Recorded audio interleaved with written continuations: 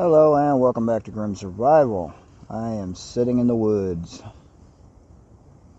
It's a very nice view too. As you just seen, I have cleared out a nice little area of dead leaves.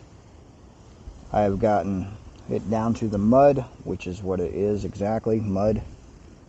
Which is why I'm having such a hard time with this crappy little Walmart chair that I have.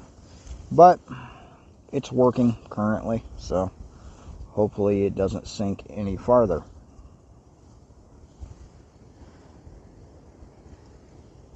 It is a very windy day, very windy. Other than that, very beautiful day. Mostly sunny, blue skies. There are some clouds rolling in due to the wind, and it is expected to rain at some point today. I'm not concerned with it. I am again not camping out here tonight. I came to scout this area just to see if it was going to be a viable camping spot. I believe it is. So that is something I will be testing soon. What I'm doing out here today is cooking lunch and just scouting around the area. I have brought some steak and some vegetables, and I'm going to start a fire right here and grill those up. That is going to be interesting. So I will get back to you in just a little bit when I go to start the fire here in the mud. There is quite a bit of dead fallen wood near me, a little bit of dead standing, so I shouldn't have much trouble. Ground is mud, but that's okay. Just prevents fire from spreading very far. And yeah, let's have a look around, shall we? Just for a second. You have to forgive the camera work. I'm working with a phone and a tripod here. But that is the lake that I was near last time I did one of these types of videos. Not in the same area of the lake, obviously. Not sure if you can see it over there, but probably not. There is a dam over there that is how this reservoir keeps its water. So it is dammed up over there, and maybe I will show you a view of that before I leave. But that being said, I'm going to relax for a bit and then get this fire going.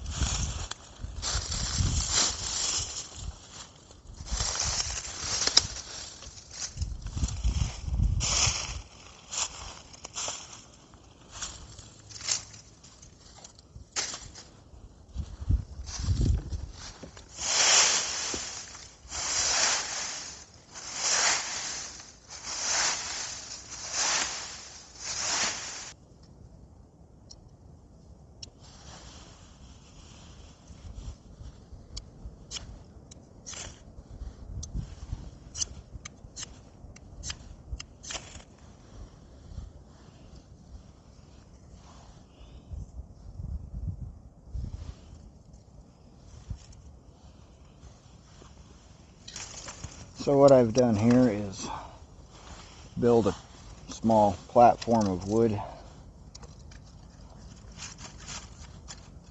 on top of the mud, and I'm trying to get a decent base for some fat wood shavings. Trying to make sure you can see this, and I'm going to just scrape fat wood.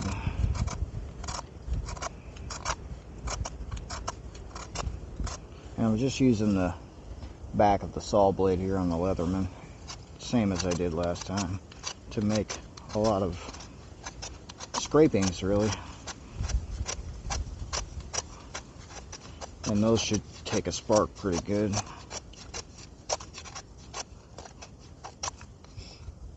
And yeah, obviously this is not the easiest thing to do on this wooden platform, but it seems to be working, so I'll keep at it.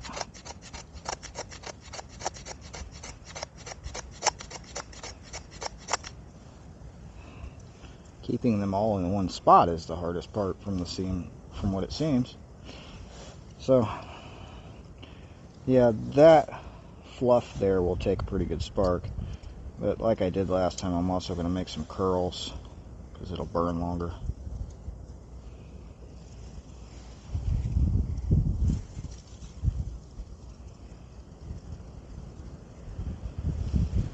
These small little thin curls I'll just mix in there.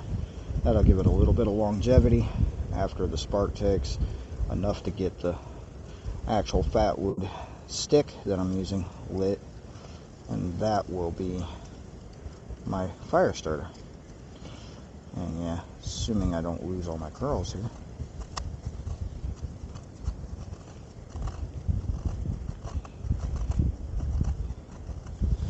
I'll leave those on the fat wood stick because that'll help it to ignite.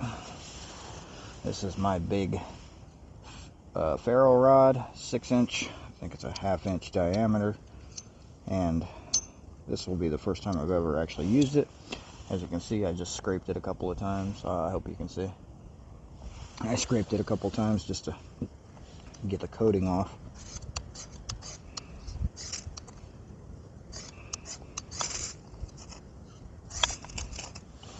And there we have it.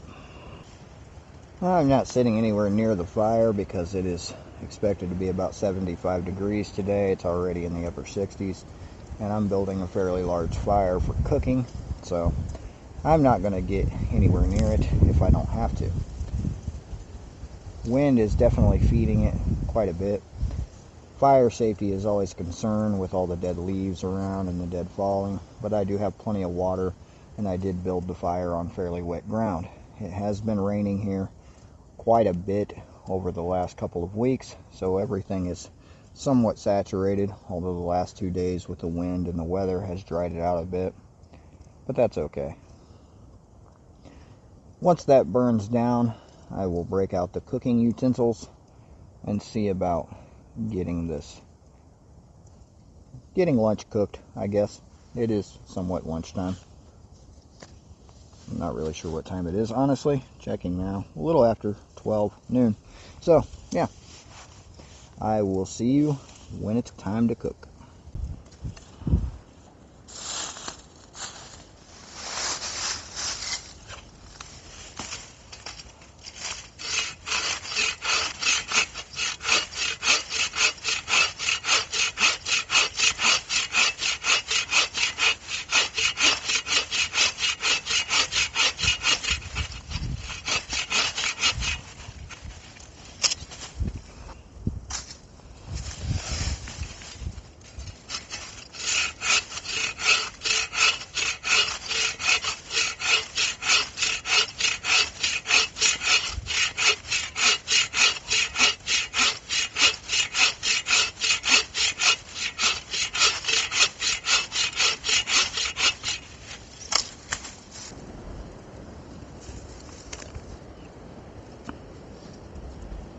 I added some bigger logs on either side of it to contain it more. What I have here is my little camp pot, olive oil, bit of oil to the pot. It's probably good enough. Probably.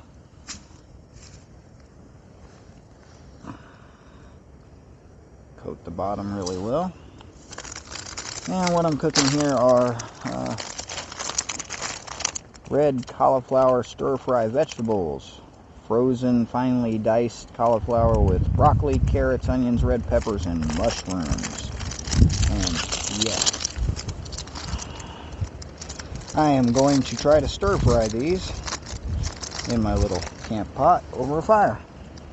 This will be a first for me, but learning experience all the way around.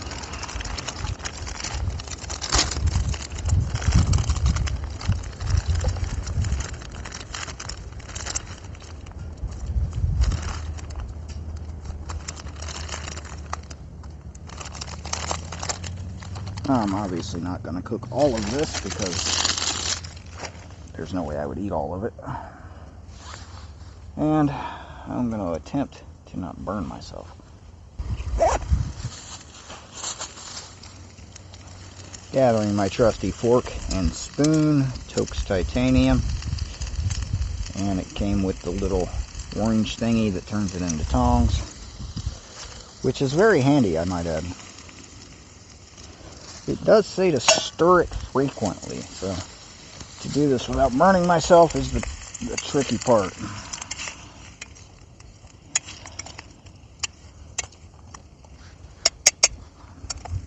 I am by no means an expert in cooking.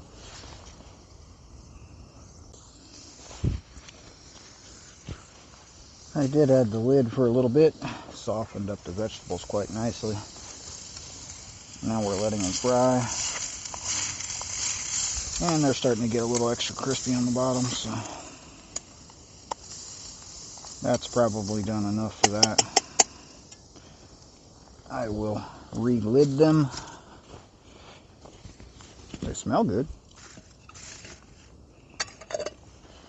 Stick them over here next to the heat so they stay warm.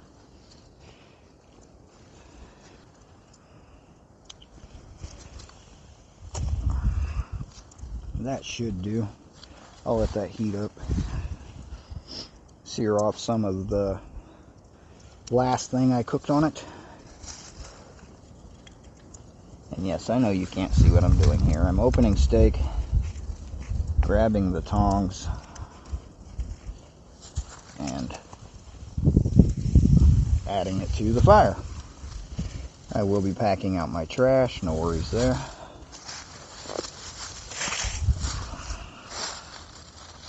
And cleaning my fork before I use it.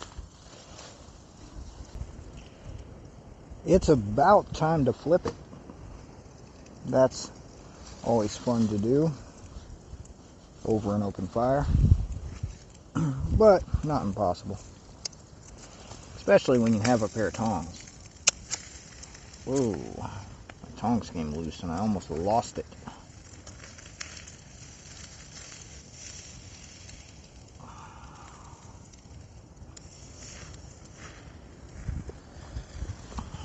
That's coming along nicely. Bit of a flame under it currently. Thanks, smoke. Let's move to the other side.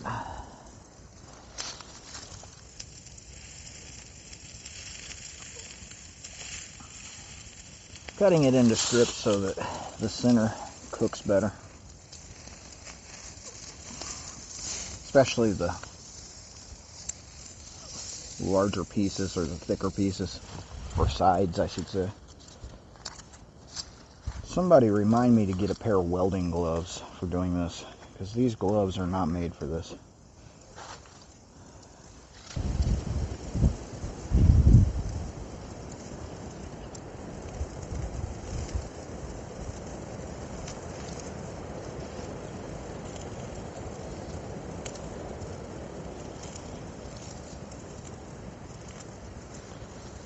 I'll attempt to flip parts of it again.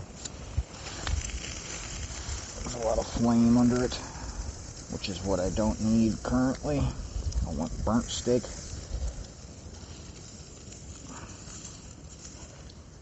And it's starting to get a little extra crispy on that side. That's better.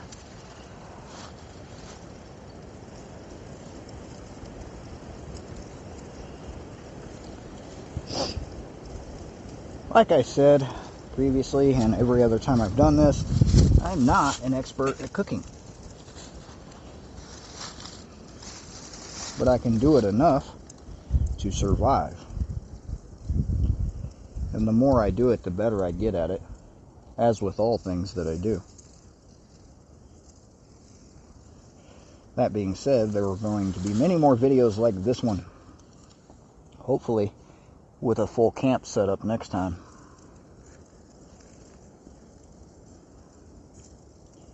But I do have a couple of things to do in the evening time that I had planned with certain people, and I will not be able to stay the night currently. I'm going to call that about done.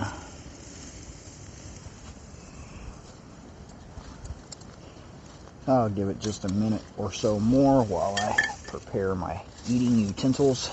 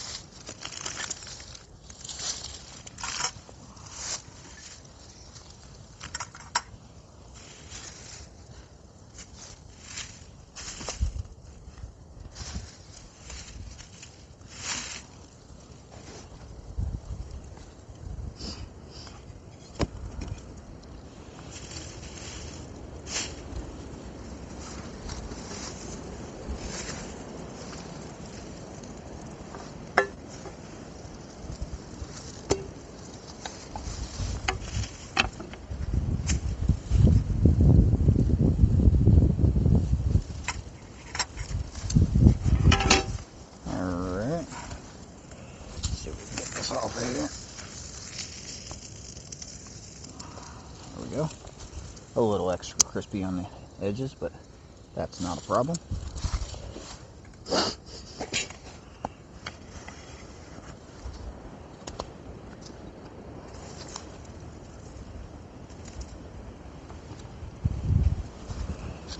Hot.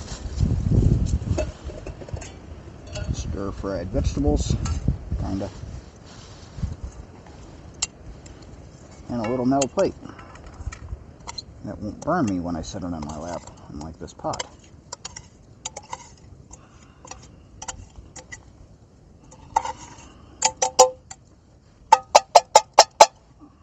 Close enough.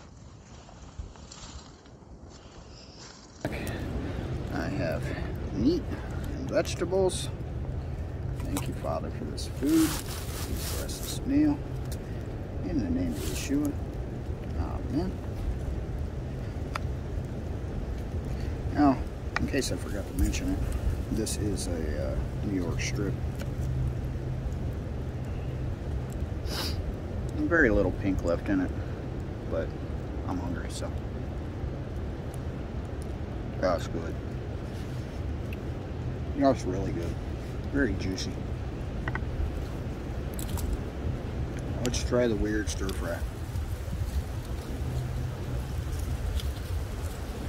Not bad. Alright, I'm going to sit here and enjoy my meal. Figure out how I can use this plate better.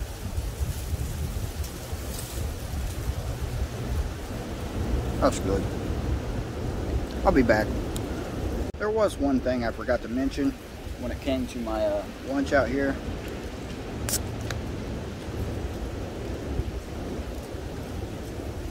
Not as cold as I'd like, but close enough.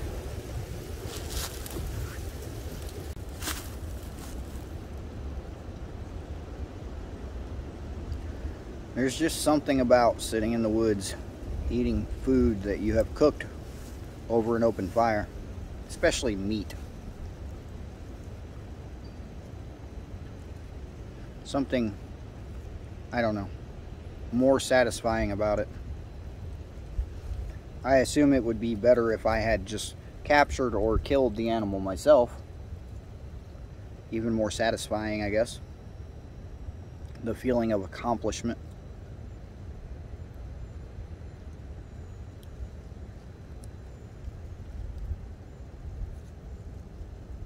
It's very nice out here. Very warm today. I would have preferred it been a little bit colder, so I could have enjoyed the fire more, been closer to it, and had to deal with less bugs. Twice up this arm, there was a spider about, I don't know, that big, walking right up my arm, heading toward my face, and, you know, I did one of those. And I was sitting, I had gotten up and moved a little bit, and then I sat back down, probably about 5 minutes later.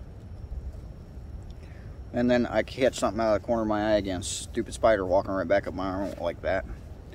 Found a tick on a log somewhere over there. I picked the log up and threw it. So, yeah. Ticks and spiders. A lot of people give me weird looks when I'm walking around in summertime, especially hiking down trails, and I'm wearing long sleeve shirts and pants, and, you know, look like I'm dressed for a special occasion with a button-up shirt on and whatever. And I've been questioned about it a couple of times. Why do you do it? There's one reason right there. Ticks and spiders have a lot longer to go to get to my actual skin if you're wearing full body clothing. And in the springtime, weather like we're having right now, it is actually very dangerous out here.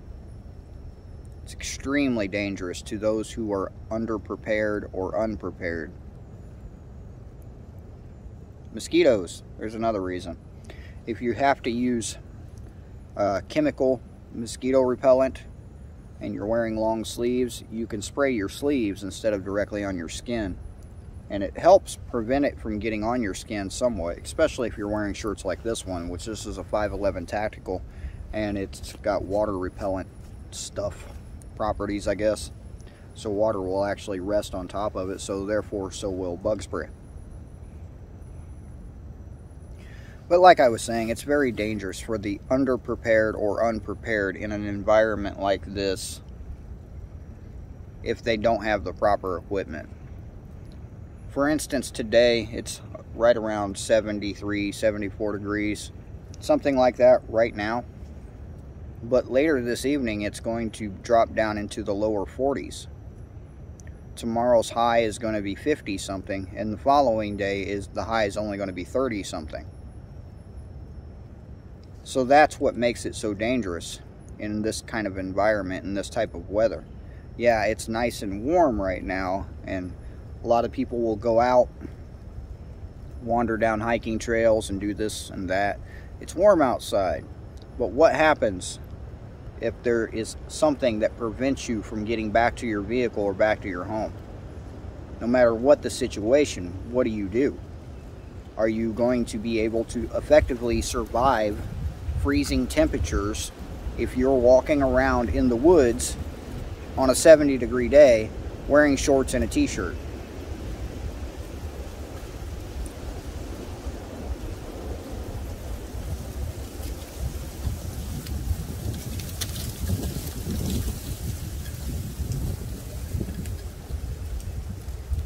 Wind like this is a good indicator that there is weather coming in. Weather that could potentially be hazardous to you, especially in springtime where the temperature fluctuates like it does. It goes up into the 60s, 70s. It goes down into the 30s, 40s. That creates thunderstorms, possible tornadoes.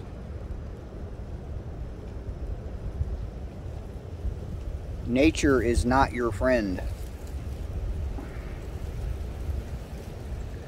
You either learn to coexist with nature, or nature will attack you. Nature doesn't like you. It doesn't want you there. Generally speaking.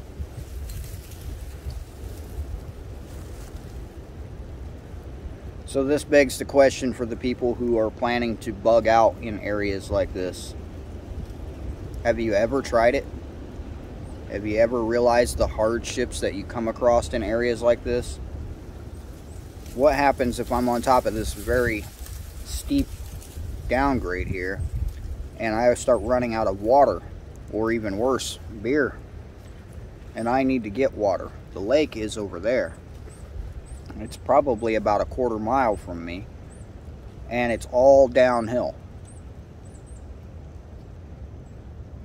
I would have to pack up the entire camp, carry it down the hill.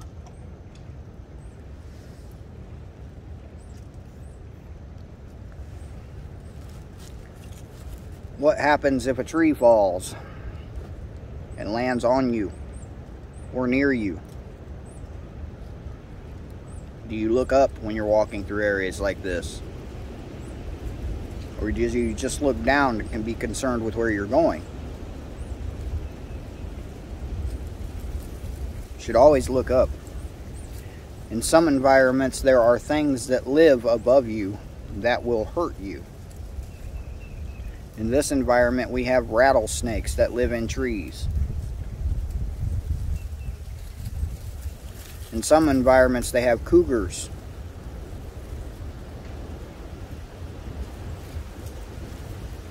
The wind has definitely gotten worse since I've been out here. I was happy when the fire died down because I was concerned with it spreading. Even though everything's fairly wet, wind.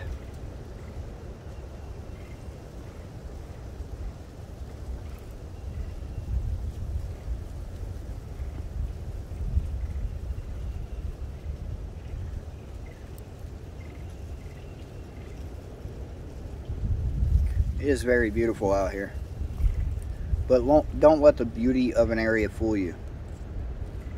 The beauty of an area can take you out rather quickly, especially if you're not familiar with it, you're not comfortable in it, and you're not used to the dangers and the hazards that come with it, the hardships, the uncomfortable feeling that you get if you sit here long enough.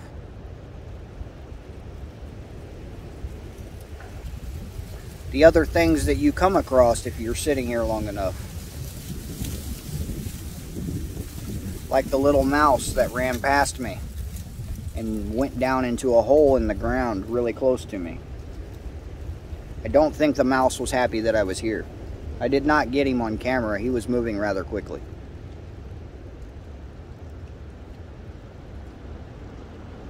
Things like that can be a hazard to sleeping bags and tents. Mice will use the stuff inside of your sleeping bag to make a nest, chew holes in it.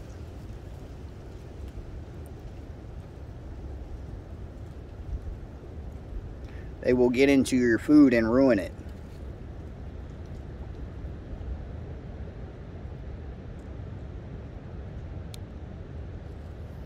You need to be more prepared to deal with an environment like this if you plan on bugging out into an environment like this. You need to be familiar with it. You need to get out, go do the things, and not just in the nice warm weather. In the cold, in the snow, in the rain, and in the wind.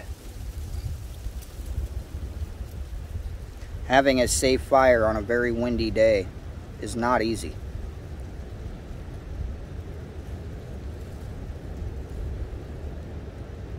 But I'm going to sit here and enjoy the sounds of wind and birds and squirrels.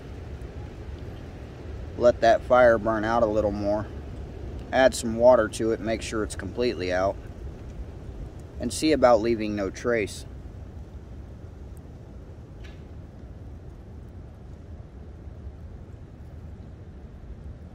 And I'll see you on the way out. All packed up and ready to go. Not that I want to, but I'm ready to. Mostly left it in no trace. There's a couple of logs down there that are a little crispy, but everything was put out very nicely. I used a couple of liters of water on it, which lightened up the pack, I'm happy to say. All of my trash is in that bag, including my gloves. There's the tripod. I don't know if you can see it, but down there it looks rather flat, and I'm thinking that'll be a very nice camping spot one day really soon. Lake is still over there. I don't know if you can see it or not, but the dam is over there. I can see it. But anyway, I'm packing it up and I'm out of here. So thank you guys for watching. Thank you for joining me here.